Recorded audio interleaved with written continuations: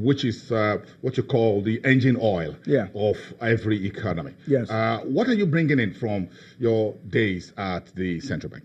Well, in terms of foreign exchange, that's what you're talking about? Yeah. Now, you see, the forex situation in Nigeria is based on an anomaly.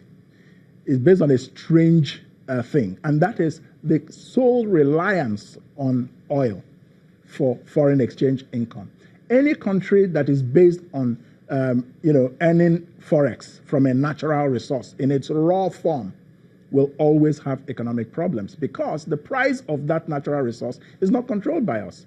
You saw Donald Trump tweeting a few days ago thanking Saudi Arabia for the price of oil coming down and saying that it should go lower, right? You want that type of president? Are you going to be that type of president who tweets and all prices go up because we need it, or it should go down because...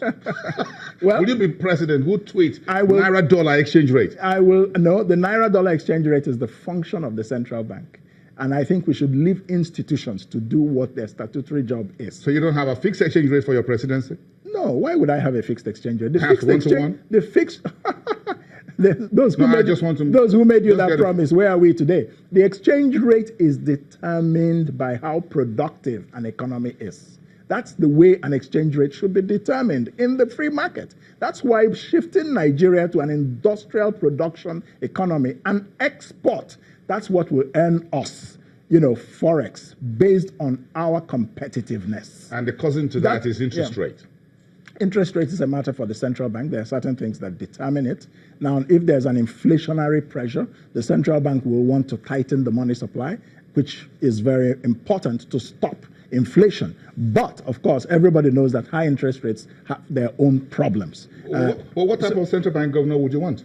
Or what type of central bank would you want? Oh, I would want a central bank that is independent, professional, led by someone who is an accomplished economic thinker, and can manage the monetary policy of the country, the payments system of the country, the regulatory policies of the financial system in a very sensible way. Remember that the central bank is actually a collegiate leadership. It's the governor and 4 deputy governors. There's a board of directors as well. So you want to make sure that in all of these institutional, pillars, you have the right kinds of people. It's very important. The central banks are some of the most important institutions in any country in the world today.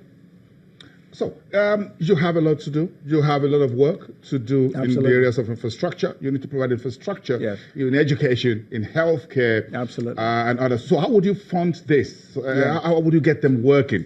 These are serious... When it comes to infrastructure, my approach to funding infrastructure is going to be mostly the public-private partnership model, especially for infrastructure in urban areas or huge national assets.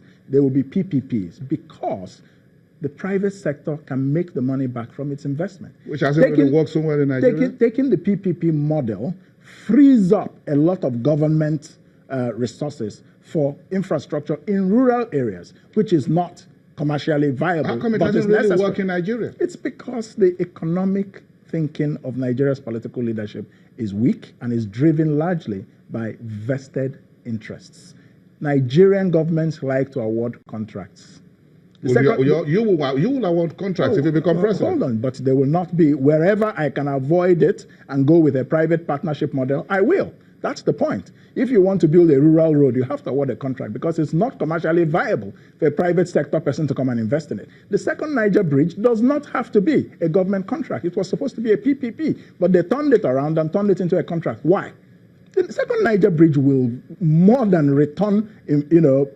more than provide return on investment for any private sector investor. We need private sector people to come and build seaports. There needs to be a seaport in, for example, the southeast. There needs to be a seaport in Calabar. Why should we have only the Lagos port as the major port in Nigeria? This is clogging our progress and our economic... Will you sell some national assets, Professor Moghalu? When you talk about selling national assets, for what purpose? Now, the government today, because they don't manage their fiscal resources well, number one, they keep borrowing. They keep getting into more and more debt. Then, when they're borrowing and people begin to complain that you are mortgaging our future, they begin to think about selling our national assets. It's like a careless man who doesn't manage his resources well. He borrows, He keeps getting into more debt. He becomes desperate. The next thing, he begins to sell off all his property. I'll sell this chair today. I'll sell this chair. But because he is not thinking right, how do you generate the wealth? Now, when you talk about national assets, like, for example, the NNPC, I have been on record that the NNPC needs to be partially privatized. How much percentage? I would say 41 to 51. Whether private sector or government, whichever one we own, it doesn't matter. But that will turn the NNPC into a much more transparent organization that is run consistently, profitably.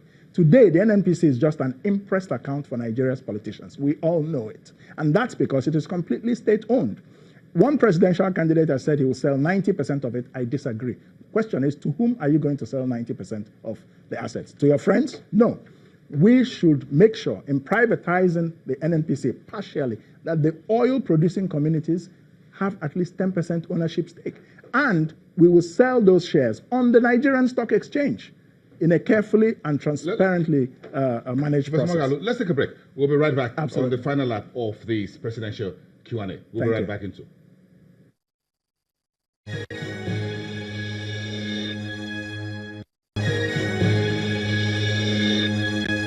Moghalu's key visions, 25 of them in his Build, Innovate and Grow book, the presidential candidate of the Young Progressive Party. Thank you very much for your time. Thank you. Costing home, reading and writing for leading. Yeah. What are you writing next and why?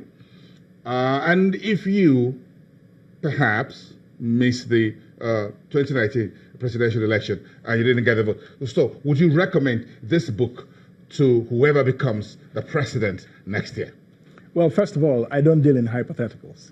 I'm planning to win the presidential election, and I believe I will win. That's my answer to that question.